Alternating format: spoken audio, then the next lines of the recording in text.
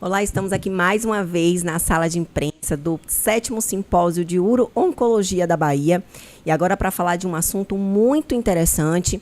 E para isso nós convidamos aqui um especialista no tema, que é o Dr. Vitor Judice. Certinho, acertei chamar? Acertou, certinho.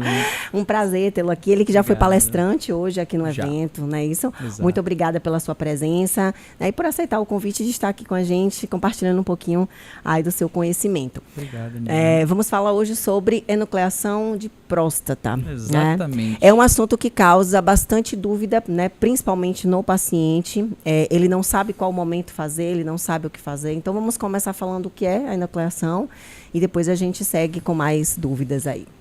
Danila, quando a gente fala de quando a gente fala de doença de próstata, na verdade, a gente tem sempre que pensar em dois grandes grupos, tá? As doenças que são benignas e as doenças que são malignas. Independente do que a gente tem hoje, quando a gente fala do que é o diagnóstico, principalmente no caso que nós trazemos hoje para a nossa vida, a gente tenta sempre entregar o que é de melhor resultado, o que é de melhor precisão e o que é de melhor técnica cirúrgica para os pacientes, porque eu costumo falar que o paciente hoje ele tem que ser tratado como resultado de alta performance. Perfeito. Então sempre eu falo que todo cirurgião ele é um alguém de alta performance. E há muitos anos atrás a enucleação da próstata ela foi criada desde 1992 com o intuito de tratar de forma definitiva as doenças benignas, ok? Era uma técnica muito difícil, reprodutível com muita dificuldade, até mesmo por causa dos aparelhos que nós tínhamos na época. Isso ficou adormecido por muitos anos e de uns 5 anos para cá se tornou notoriedade. Não tenho a menor vergonha de falar que hoje o Brasil é um dos principais centros de referência no mundo de enucleação da próstata. Nós temos um grupo muito forte em Curitiba, onde eu também já fui treinado, e hoje nós temos um grupo muito forte dentro de Salvador, no Hospital ProHope, que é o hospital que eu coordeno, da parte urológica, o qual a gente conseguiu disseminar e desenvolver e reproduzir essa técnica. Muito bom. E quando a gente fala desses dois grandes grupos, a gente está falando dos pacientes de doenças benignas. Então, a enucleação da próstata ela é uma técnica cirúrgica que a gente tenta, de forma muito simples, retirar toda a zona central da próstata. E eu faço sempre uma analogia bem simples. Quando você pega um pão e você olha esse pão de frente para você, você vê que tem aquela casca do pão por fora e aquela parte branca. Aquilo eu chamo de zona central. E de forma bem simples é eu tentar fazer a retirada, como se eu passasse o dedo daquela parte branca e jogando para dentro da bexiga, e depois com outro equipamento eu venho aspirando. Então, isso é uma técnica que faz a retirada de mais de 90% ou até 98% do adenoma prostático, ou seja, daquela zona central, daquela zona branca, deixando um buraco ali, que aquilo permitia que o paciente urinasse de forma muito difícil. Né? Então, a partir de agora, ele tem como se fosse um tubo desobstruído. Sim. Ok? Por muitos anos, a raspagem convencional da próstata, que eu uso uma outra analogia, é como se você entrasse com uma enxada puxando aquele miolo do pão. Ela foi uma cirurgia muito fácil de fazer, só que ela tinha limitações. Essas limitações dessa cirurgia, ela se dava basicamente pelo tamanho da próstata. Então, próstatas muito grandes, elas não tinham essa indicação de fazer esse procedimento. Hoje, por exemplo, a gente fugiu dessa forma de operar devido ao tamanho.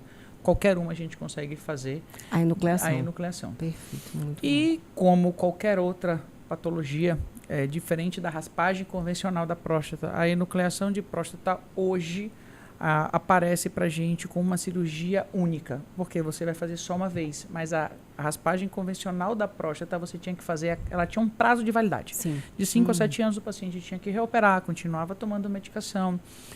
E a gente sabe que a cirurgia, como qualquer outra, causava complicações. Sim.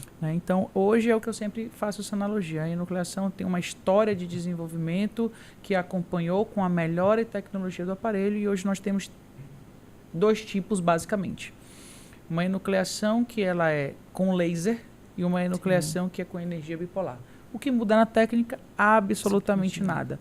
posso te falar totalmente sem viés de indústria, que as duas tecnologias entregam o mesmo resultado. E o laser se subdivide em duas outras tecnologias, que é o laser de Römhild e o laser de Túlio, cada um com a sua especificidade. Mas no final, às vezes, quando você usa o laser, você precisa usar o bipolar para poder fazer com que o paciente sangre menos. Né, no pós-operatório. Então é uma cirurgia muito eficaz. Hoje, independente do tamanho da próstata, eu já operei próstata de 180, 170 gramas, totalmente com 1 hora e meia de cirurgia, o paciente tira a sonda no outro dia e vai para casa. Ah, muito bom. Agora, doutor, uma dúvida. Esse paciente, é acessível para ele? Esse tipo essa técnica é acessível para ele? Vamos lá. Porque eu percebo que assim, ainda tem pacientes assim, optando pela raspagem. Vamos lá. Ser acessível é muito relativo, ok? Sim. E quando eu falo de acessibilidade, eu falo de medicina racional, medicina envolvendo custos. Quando eu falo de envolver custos, eu coloco preços à mesa. Eu digo que o paciente que vai fazer uma enucleação da próstata, ele já tem que ter a consciência que essa é uma cirurgia nova, então não faz parte do rol da ANS. Segundo ponto é que pode ter dificuldade devido às fontes pagadoras para se realizar esse procedimento. E a fonte pagadora, quanto mais econômico para ela, em teoria, melhor. E as fontes pagadoras hoje têm optado pelo bipolar. Sem dificuldade de autorização, de forma Muito rápida, forma prática, conseguindo fazer. Com laser, algumas conseguem, outras não. Então, o acesso, na minha cabeça, acesso ele parte de vários princípios. Primeiro que a gente está falando do Brasil, país continental. Então, quando a gente fala de um país continental, eu preciso ter uma estrutura maior para mobilizar, para movimentar a estrutura do laser. O equipamento do laser de Römhild pesa 700 quilos. Então, eu tenho que ter um carrinho de transporte, eu tenho que ter uma tomada específica para conectar esse laser.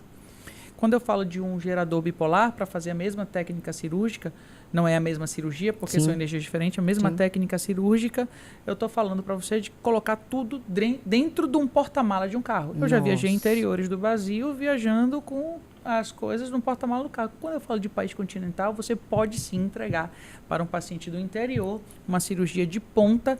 Hoje é o supra-sumo a enucleação, no que é as orientações das sociedades europeia, americana e brasileira para fazer esse procedimento. Então, na minha cabeça, eu acho que em questão de acesso à energia bipolar, ela é muito mais fácil.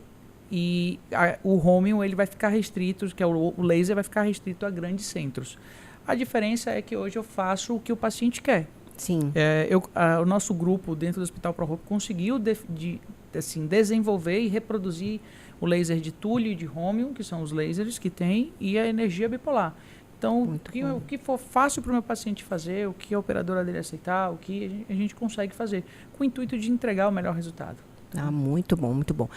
Gente, uma aula, né? Então, você que está assistindo, encaminhe esse vídeo para as pessoas que você conhece, porque eu sempre digo, doutor, que a importância do paciente de ter esse conhecimento traz para você e para o próprio paciente uma conversa muito mais esclarecedora, né? O que leva também a uma conduta, uma estratégia de conduta muito mais assertiva, né? E com os benefícios muito bons para o próprio paciente. Certo? Exatamente. Então, assim, a gente quer agradecer aqui a sua presença. Foi muito bom falar aqui. Esclarecedor, muito didático a sua forma de falar. Foi, para mim, inclusive, uma aula. Eu acredito que quem está assistindo também. E, mais uma vez, muito obrigada por estar aqui conosco. Tá bom? Eu que agradeço. Agradeço mais uma vez o convite aí da organização do evento em si. Um evento de altíssimo nível, altíssimo gabarito. Eu acho que na conversa que eu sempre tive com Augusto, com o Breno, que são os precursores do evento hoje, você valorizar o profissional da sua região, o que é egresso daqui, é importantíssimo, porque a relação médico-paciente com a tecnologia acabou se perdendo por um tempo, mas por incrível que pareça, está se recuperando. Então, não é porque você vai operar o robô de São Paulo para cá que o paciente vai perder aquela relação médico-paciente. Eu acho que está cada vez mais forte, cada vez mais próximo da gente voltar ao passado dessa relação. Eu agradeço demais o evento de altíssimo nível E parabéns mais uma vez. Muito obrigada, muito obrigada. Eu acho que a gente precisa usar a tecnologia a nosso favor, sem perder a humanização ali, que é colocar o paciente no centro e fazer com que o paciente entenda que toda essa tecnologia, na verdade, é para devolver benefícios para ele mesmo. Então, assim, é um evento que realmente trouxe muitos temas, né? Assim, de realmente altíssimo nível com pessoas de altíssimo nível para tratar e comentar. Então, a gente teve um evento ontem, tivemos 2 cirurgias robóticas ao vivo. Hoje, a gente já teve uma mais cedo, vamos ter uma agora à tarde. Então, assim, é falando, discutindo e vendo a prática. Isso é de um valor, assim, imensurável. E eu pude assistir algumas palestras também. E eu percebi, eu falei, nossa, que incrível, médicos juntos discutindo para benefício do paciente. Então, parabéns também para vocês, é muito legal ver isso de perto. E muito obrigada para você que assistiu e fica aí com a gente, que daqui a pouco tem mais. Tchau, tchau.